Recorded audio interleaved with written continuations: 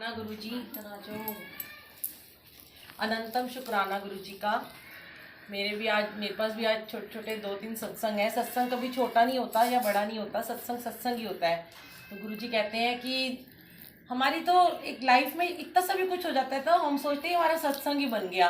कोई भी गुरुजी से रिलेटेड बात हो, कुछ भी हो। अब तो आप लोग लास्ट टाइम भी उपासना आंटी के घर में आए थे सत्संग में, तो गुरुजी के बारे में सबको पता ही है। गुरुजी कैसे ब्लेस करते हैं, गुरुजी की क्या लीला है।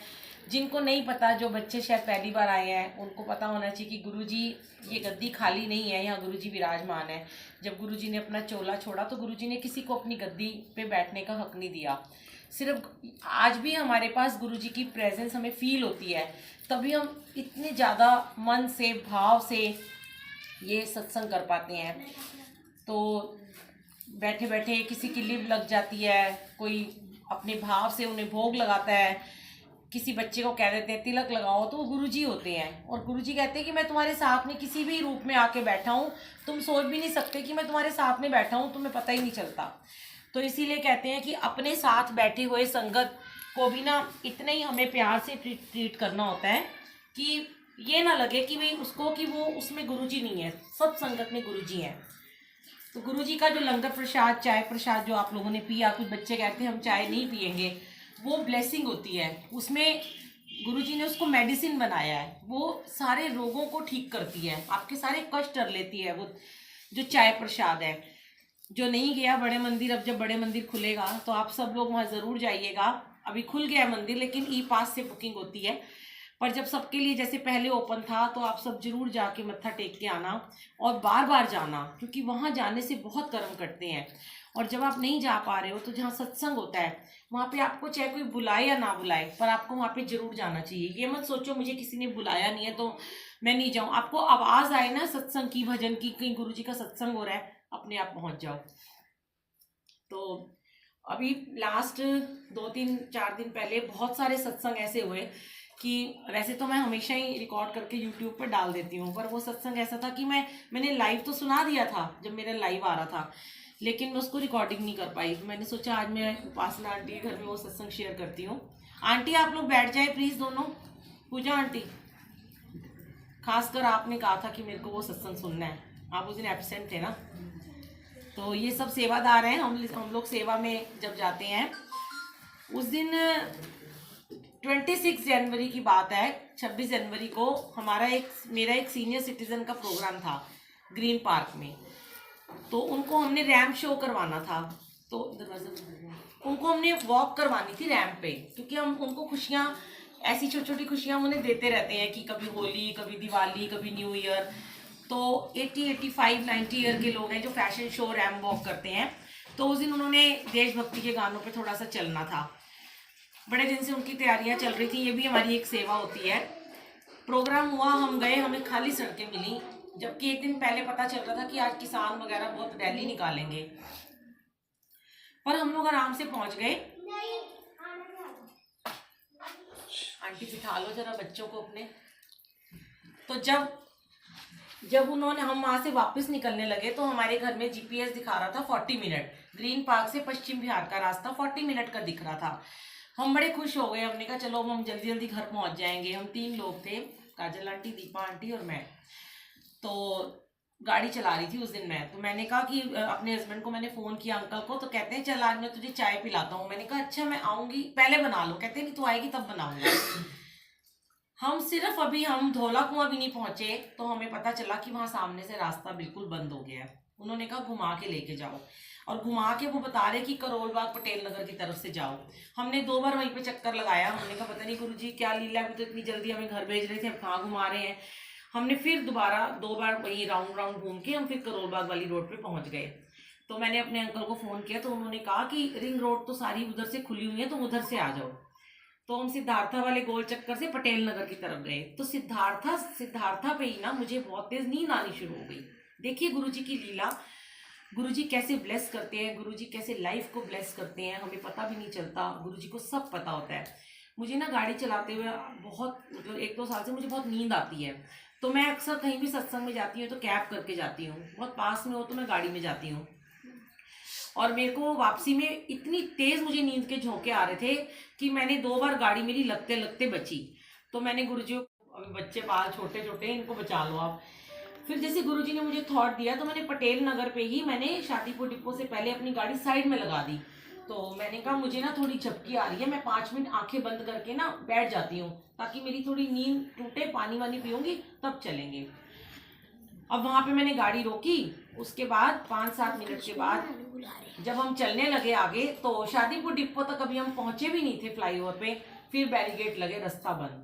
वो कहते हैं जी आप ना नीचे से जाओ। हमने कहा चलो पुल के नीचे से जाते हैं, वो भी रास्ता बंद। अब वो कहे वापस जाओ। हमने कहा हम तो फंस गए आज, हम कहाँ इतनी जल्दी घर जा रहे थे, 1.5 घंटा हो गया गुरुजी हमें घुमाई जा रहे हैं। मैंने फिर अपने अंकल को फ़ोन किया तो उन्होंने कहा कि मेरे बेटे ने मुझे बताया कि पीरागढ़ी पे 1000 ट्रैक्टर आए हुए हैं और आंसू गैस छोड़ रहे हैं, मम्मा आप अभी मत आना, जहाँ हो ना वहीं रुक जाओ। मैंने कहा हम सड़क पे रुके?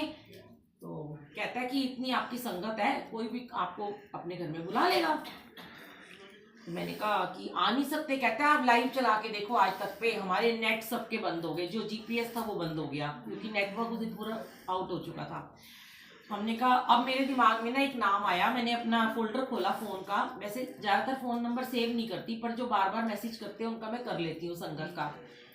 पटेल नगर के ही ना 8-10 नंबर थे, तो सबसे नीचे एक नंबर था रचना आंटी का। तो मैंने उस नंबर पे ना नंबर मिला दिया। उसके ऊपर एक और था निशांक अंकल नंबर, मैंने सोचा उनको मिलाऊं। फिर गुरुजी ने कहा तो इसको मिला। मैंने नंबर मिलाया, उसने नहीं उठाया। मैंने कहा अच्छा। फिर मैंने निशांक का नंबर निकालने ही लगी तो उस रचना आंटी का मुझे कॉल बैक आ गया। अब देखिए लीला क्या थी गुरुजी की, कि उस रचना आंटी ने 1 हफ्ता पहले मुझे अपने घर में 100 संगत को उसने बुलाया था और मुझे सत्संग शेयर करने की सेवा बख्शी थी कि आप मेरे घर आओ, सत्संग हम कर लेंगे, आप कुछ गद्दी वद्दी मत लगाना, बस आप अपना यहाँ पे सत्संग शेयर करना आके, हमें बहुत मतलब उम्मीद है कि आप आओगे। तो मैं उस दिन फ्री थी तो मैंने हाँ कर दी थी। पर मैं घर से तैयार होके भी गई और मैं पटेल नगर तक गई। वो पटेल नगर में ही रहती थी, रंजीत नगर में। मैं वहां तक गई और मुझे ना, मेरा कोई शूट था गार्डन में, तो मुझे बड़ी ठंड लगी, वहाँ एकदम ठंड लगनी शुरू हो गई। और उनका सत्संग था रात को 6 से 8 का। तो मैंने अपने हस्बैंड से कहा कि आज ना मुझे लग रहा है गुरुजी हुक्म नहीं दे रहे, मैं वैसे ऐसे कभी करती नहीं हूँ, जो मुझे कोई बुलाए तो मैं ना जाऊँ, पर आज मुझे लग रहा है मैं उस सत्संग में नहीं जा पाऊंगी, मैं वापस आ रही हूँ। कहते ठीक है, बहुत आज हवा चल रही है, तुम आ जाओ, मेरा सर भी दर्द हो रहा था। गुरुजी ने 100 संगत के होते हुए मुझे वहाँ नहीं बुलाया और उस दिन उन आंटी को मुझे कॉल करवाया। उन आंटी का वापस कॉल आया तो मैंने उन्हें बताया हम ऐसे ऐसे प्रॉब्लम में। तो उन्होंने कहा आंटी आप जहाँ पे हो वहीं रुको, मेरा भाई ना आपको लेने आ रहा है। वो आंटी इतनी खुश हो गई। और हम जब वो उनका भाई हमारी गाड़ी को लेके अंदर गलियों में उसने मंदिर के पास गाड़ी लगा के हम अंदर पहुंचे तो उनके सारे बच्चे एकदम मेरे पैर छूने लगे और वो आंटी खुशी के मारे रोने लगी। तो कहती हैं कि आंटी, मैंने कहा ये तो ना बहुत बड़ा सत्संग हो गया कि उस दिन नहीं बुलाया। गुरुजी हमेशा एक ही बात कहते हैं, तेरा सत्संग कोई एक सुने तो भी तू अपना सत्संग सुना, जरूर नहीं कि तूने 100-200 को सुनाना है या 50 को सुनाना है, एक को भी तो अपने सत्संग सुनाने से मैं तेरे कर्म काटता हूँ। बात यहाँ पे इतनी है कि गुरुजी ना अपने टाइम में भी ना सत्संग सुनाने के लिए किसी किसी को कहीं भी भेज देते होते थे, स्पेशली कि तू वहां जा और वहां जाके सत्संग सुना के आ। गुरुजी को पता होता था इनको सत्संग की क्या नीड है। तो वो आंटी कहती हैं कि आज हमारी मैरिज एनिवर्सरी आंटी, और हम मंगला साहब जा रहे थे पर हमें पता चला कि सारे रास्ते बंद हैं, तो हम घर में बैठ गए तैयार व्यार होके। हमने कहा गुरुजी कोई आज तो सत्संग भी नहीं कर सकते, कोई सत्संग भी नहीं हो रहा, हम क्या करें ना। और जैसे ही आपका फोन आया, मतलब संगत जी मैं बता नहीं सकती उन आंटी की, उनके पूरे परिवार, वो जॉइंट फैमिली में 2 बहनें रहती हैं, दरानी जिठानी हैं, पूरा उनका परिवार हमारे आगे बिछ गया। पूरा परिवार, कभी समोसे कभी ढोकला। हमने कहा हमें तो सिर्फ चाय पिला दो, हम तो बड़े परेशान हो गए, अब कब जाएंगे, हम 8-9 बजे तक जाएंगे। और वो दोनों अपनी अपनी किचन में जाके खाना बनाने लगी, जो कि उनके घर में गेस्ट आने वाले थे, एनिवर्सरी के उन्होंने मनाने के लिए बुलाए हुए थे। पता नहीं उन्होंने कब खाना बना लिया और वो कहे कि हमें तो ऐसे लगे हमारे घर तो गुरुजी आए, हमारे घर तो गुरुजी आ गया, तो गुरुजी ने ब्लेसिंग भेज दी। मैंने कहा हम तो उनके चरणों की धूल हैं, हम भी एक सेवादार हैं, हम कुछ नहीं है, अब हमें इतना मान सम्मान मत दो, हम तो इस लायक भी नहीं है। कहते नहीं आंटी आप सोच नहीं सकते आज हमारे लिए कितनी बड़ी ब्लेसिंग है। उन्होंने फटाफट हमें खाना भी खिलाया और उसके बाद ना इतना सब कुछ हो गया। तो मैंने उस बीच में उनको कहा कि मेरा बेटा कह रहा है अभी आप मत आना आंटी, मैंने मजाक में कहा, मैंने कहा आंटी मुझे तो लगता है मैं अमृत वेला यहीं से कल लाइव चलाऊंगी, यहीं सोना पड़ेगा। बड़ी खुश हो गई, जैसे उन्होंने एक ड्रीम देखना शुरू कर दिया, हमारे घर से अमृत वेला होगा। जब हमने फिर खाना खाने लगे, हमने कहा हमें तो भूख ही नहीं है, कहती आधी आधी रोटी खा लो। हमने कहा चलो ठीक है, इतने प्यार से अभी इन्होंने बनाया है, कितने मान सम्मान से बनाया, तो हमने खाना शुरू किया। जैसे ही खाना शुरू किया तो सामने जो आंटी बैठी थी वो मुझे कहती है आंटी आप तो वापस जा रहे हो, हमने तो सपना देखना शुरू कर दिया था, आप रात को यहीं रुकोगे, सत्संग सुनाओगे, अमृत वेला करोगे, अब हम आपको जाने नहीं देंगे, आप ना हमें सत्संग सुनाओ। वाह, फंसा दिया गुरुजी ने, तो 8 बज गए हैं, 8:30 हो गए हैं, इन लोगों को घर जाना है। मैं तो अपने हस्बैंड को फोन कर चुकी थी, इनके फोन नहीं मिल रहे थे किसी के भी। अब मेरे हाथ में प्लेट थी, मैंने सिर्फ 2 ही बाइट खाई थी, जैसे मैं तो दीवानी हूँ, मुझे तो कोई कह दे बस तो सत्संग सुना, मैं अपना खाना पीना सब भूल के वहीं बैठ जाती हूँ उसको सत्संग सुनाने। क्योंकि मुझे इतना पता है कि गुरुजी कहते हैं कि सत्संग सुनाने से मैं तुम्हारे कर्म काटता हूँ, और सत्संग वो जिससे किसी को कुछ सीखने को मिलता है या उसके कोई प्रश्नों का उत्तर मिलता है। तो उन आंटी ने मुझे कहा, मैंने कहा बड़े सत्संग है, क्या सुनाऊं? कहती वो सुनाओ जब आपको गुरुजी ड्रीम में आए थे, आपको गुरुजी के दर्शन हुए थे। मैंने कहा वाह, ये तो बड़ा प्यारा सत्संग है। जो सुनाना शुरू किया, 1.25 घंटा कब बीत गया, प्लेट मेरे हाथ में, रोटी ठंडी, सब्जियां ठंडी, उनकी भी रोटी ठंडी हो गई और सत्संग सुना रही। मैंने कहा आंटी अब भर गया मेरा पेट, मेरी तो भूख होगी शांत, मुझे सत्संग की भूख थी, अब जाए हम? नहीं, हमने नहीं जाने देना। तो सो ये मेरा कहने का मतलब है कि गुरुजी की संगत, जब से हमें गुरुजी का परिवार मिला है, इतना प्यार जो अपने भी नहीं दे सकते, जो कि अपने रिश्तेदार भी नहीं हमें दे सकते, सब धोखेबाज हैं। ये दुनिया इसको खुश मत करिए संगत जी, कर्म करिए, बच्चे हैं सेवा करिए, ड्यूटी है, पति है प्यार है, बच्चों से भी प्यार है, प्यार करिए, वो प्यार करने के लिए है, लेकिन उनके अंदर रम मत चाहिए। गुरुजी कहते हैं कि जब तुम रम जाते हो ना किसी के अंदर, दुनियादारी में, मोह में फंस जाते हो, तब तुम्हें गुरु की प्राप्ति कभी नहीं हो सकती, तब तुम्हारी लिव कभी लग ही नहीं सकती है। जब तक तुम इस मोह से बाहर नहीं निकलोगे ना, तब तक तुम्हारी लिव कभी नहीं लगेगी। तो यही चीजें हमें गुरुजी ने किया, कैसे सिखाई? अमृत वेला करने से। अब हम अमृत वेला करते हैं, हमारी लिव लगती है। जो अमृत वेला करते हैं, कितने लोग यहाँ बैठे हैं जो अमृत वेला से जुड़ चुके हैं, उपासना आंटी रोज करती हैं, इनसे जो लोग जुड़ रहे हैं उन्हें भी बताती है अमृत वेला करो। तो ये चेन चल रही है, ब्लेसिंग की चेन चली जा रही है। जैसे मैं तो ये मानती हूँ, जैसे कुछ टाइम पहले होता था ना, एमवे वाले अपनी वो दुकान लगा के बैठ जाते थे और एक बंदा बोलता था और सारे एमवे की वो ले लेते थे मेंबरशिप, कि चलो एमवे की एक हम चेन बनाएंगे, ऑरिफ्लेम की चेन बनाएंगे, तो उसको बेनिफिट होता है ना, यही बात होती है। गुरुजी को पता है कि तू ऑरिफ्लेम ले ले, तेरे को बेनिफिट जो होगा, तेरा 1% मेरे पास आएगा, तू अगले को 4 बेचेगा, उसका 1% मेरे पास आता जाएगा। ये तो था हमारा अकाउंट, कि हमारा बैंक बैलेंस बढ़ रहा था, हमारे पैसे आ रहे थे, ठीक है, आ रहे थे कि नहीं आ रहे थे, ये तो वो जानते हैं जिन्होंने ये स्कीमें ले रखी हैं। मैंने तो कभी नहीं ली, एक बार ली थी ऑरिफ्लेम की और भूल गई थी लेके। तो अकाउंट तो भर रहा है, पर आज हम अगर किसी को सत्संग सुनाते हैं और उसको हम गुरुजी से जोड़ देते हैं कि गुरुजी क्या है, गुरुजी कौन है, गुरुजी कहाँ से आए, गुरुजी कैसे ब्लेसिंग देते हैं, गुरुजी कैसे तुम्हारे रोगों को ठीक करते हैं, कैसे तुम्हारी सारी प्रॉब्लम्स को ठीक करते हैं, तब गुरुजी इतने खुश होते हैं कि जब अगर मैंने इस बच्ची को बताई आज अपनी ब्लेसिंग, इसको अच्छा लगा, कुछ तो अच्छा लगा होगा, इतना तो मैं बेकार नहीं बोल रही ना, है ना, अच्छा बोल रही हूँ, गुरुजी को पता है। तो अगर कुछ नहीं भी अच्छा लगा हो तो माफ करना मुझे, लेकिन अगर इसमें से कुछ भी अच्छा लगा हो तो कम से कम जब आप आगे किसी को शेयर करोगे, हो सकता है कोई तुम्हारी फ्रेंड इतनी प्रॉब्लम में हो कि वो कभी ऐसे, मैंने बहुत सारे, मेरे पास सत्संग है कि एक बच्चे थे 16-17 ईयर की, तुम्हारे जैसी एक बच्ची थी, जब उसको सत्संग सुनाया तो उसने सुन लिया, उसको लगा मेरे तो काम का ही नहीं है ये सत्संग, सुन लिया उसने, बड़ा इधर उधर होती रही, फोन में देखती रही, पर उसका ध्यान कहीं ना कहीं गुरुजी ने सत्संग में लगा रखा था। अब कुछ दिनों के बाद ना मुझे एक अननोन लड़की का फोन आता है, जो कि उसकी लड़की की फ्रेंड की बड़ी बहन होती है। वो मुझे कहती है ऐसे नाम लेके कि मेरी जो बहन है ना, उसकी एक फ्रेंड है छोटी सी, उसने ना आंटी आपका कहीं पे सत्संग सुना था, गुरुजी के बारे में पता चला कि गुरुजी ऐसे ब्लेसिंग करते हैं और परेशान लोगों की परेशानियों को ठीक करते हैं। मैं बड़ी हैरान हुई, मैंने कहा बताओ, वो लड़की ने सत्संग सुना और जाके उसने अपनी फ्रेंड को कहाँ सुनाया होगा, कहीं चाहे मजाक में ही सुना दिया होगा, यही कह दिया होगा आंटी बहुत बोल रही थी, पर साहब ने ये भी तो कहा होगा गुरुजी की महिमा सुना रही थी। उस सत्संग से उसकी बहन को क्या फायदा हुआ? जो उसकी जीवन में कठिनाइयां थी वो सारी उसकी दूर होनी शुरू हो गई गुरुजी को मानने से, गुरुजी को सरेंडर करने से।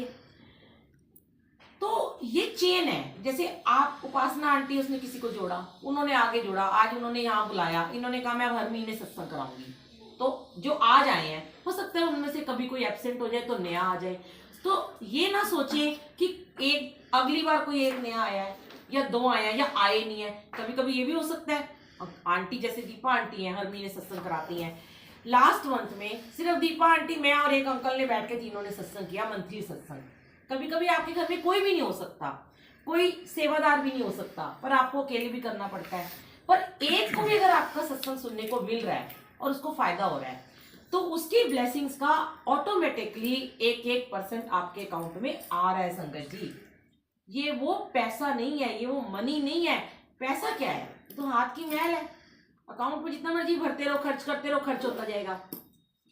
सत्संग गुरुजी का, गुरुजी की महिमा, गुरुजी की ब्लेसिंग्स को बांटना, अपने शुक्राने दिखाना, लोगों को बताना, ये ब्लेसिंग को जितना बांटोगे ये उतनी बढ़ती रहेगी। समझ गए ना? अकाउंट में जितने पैसे डालोगे, रखोगे तो है नहीं, खर्च भी करोगे ना, खर्च करोगे कम हो जाएंगे, फिर कमाना पड़ेगा, फिर मेहनत करनी पड़ेगी, फिर जाना पड़ेगा, फिर 10 लोगों के हाथ पैर जोड़ने पड़ेंगे, भाई तू ओरिफ्लेम की स्कीम ले ले, भाई तू एमवे की स्कीम ले ले, भाई मेरे बड़ा नुकसान हो रहा है ना। पर गुरुजी का सत्संग ऐसा है कि आपको किसी के हाथ भी नहीं जोड़ने पड़ेंगे, बस बैठे बोलते चले जाओ जैसे मैं बोल रही हूँ। मुझे नहीं पता कौन सुन रहा है कौन नहीं सुन रहा, किसको क्या फायदा हो रहा है, पर जब वो गुरुजी से जुड़ेगा और जब उसके माइंड में, जब हम गुरुजी के पास जाते हैं ना, जब परेशान होके बड़े मंदिर जाते हैं या किसी सत्संग में जाते हैं, गुरुजी ना उसके थॉट में ना पहले एक बात डालते हैं कि तुझे यहाँ किसने भेजा, और उसके माइंड में एक नाम आता है कि मुझे, मैंने वहां सत्संग सुना था, उन्होंने मुझे यहाँ जोड़ा, तो ऑटोमेटिकली वो सारी की सारी ब्लेसिंग, मैं तो सच में बहुत स्वार्थी हूँ कि मुझे तो चाहिए ब्लेसिंग, मेरा अकाउंट तो ब्लेसिंग से ही भरना चाहिए, मुझे पैसे नहीं चाहिए, भर रहे हैं गुरुजी। तो अपनी ब्लेसिंग्स को हमेशा बढ़ाओ, शुक्राने करो, इतने शुक्राने करो। सच में कह रही हूँ मैं, शिकायतें बंद कर दो। ये बच्ची है उपासना, मैं इसको अपनी बेटी की तरह ही मानती हूँ, मेरी बेटी है ये, पर ये भी जीवन में इसने बड़े उतार चढ़ाव देखे, बहुत प्रॉब्लम से निकली है। आज ये बिल्कुल शांत है, इसको कोई मन में शांति नहीं है, कोई उलझन नहीं है, कोई दुख नहीं है, कोई दर्द नहीं है। उसको पता चल गया मेरे कर्म कटने हैं, ऐसे ही कटने हैं। किसी किसी के कर्म बहुत ज्यादा होते हैं, किसी किसी के कम होते हैं, पर जब हम गुरुजी से मिल जाते हैं ना, तो हमारे कर्म ऐसे ऐसे फटाफट फटाफट यूं, गुरुजी, ये सच है, ये मेरा एक्सपीरियंस है। जब हम गुरुजी से जुड़ते हैं, गुरुजी हमें हमारा रास्ता खुद ऐसे ऐसे साफ करते हैं आगे से, और उस पर फूल बिछाते हैं, और फिर हम उन फूलों के ऊपर चलते हैं। तो सोचिए, कोई ऐसा रब, ऐसा गुरु आपको मिला है जो आपकी राहों में फूल बिछा रहा है और आपको दिए चले जा रहा है और आपका कल्याण कर रहे हैं। कुछ ले नहीं रहे, कोई चढ़ावा नहीं ले रहे, कोई प्रसाद नहीं ले रहे, कोई फूल नहीं मांग रहे आपसे। ये तो भक्ति है। जिसके घर में सत्संग है वो थोड़े से फूल लगाता है। उन्होंने तो आपसे कुछ नहीं ना मांगा, पर वो आपको दे रहे हैं। कहते हैं मैं तो तेरे को देने वाला बैठा हूँ, तेरे को लेना ना आए तो मैं क्या करूँ। तो उनका दर खुला है, मांग लीजिए उनसे आज जो मांगना है। मैं तो कहती हूँ, पहले मैं भी बहुत मांगती थी, ये कर दो वो कर दो, लिस्ट ही नहीं खत्म होती है ना शुक्र लोगों की।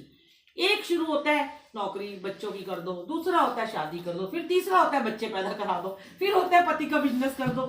तो सबसे पहले गुरुजी से गुरुजी को ही मांग लो। कहते हैं ना वो खजाना ही आप ले लो, ये खजाना गुरुजी हमें मिल जाए, बस हमने गुरु को मांग लिया, ये सारी दुनिया मेरी हो गई।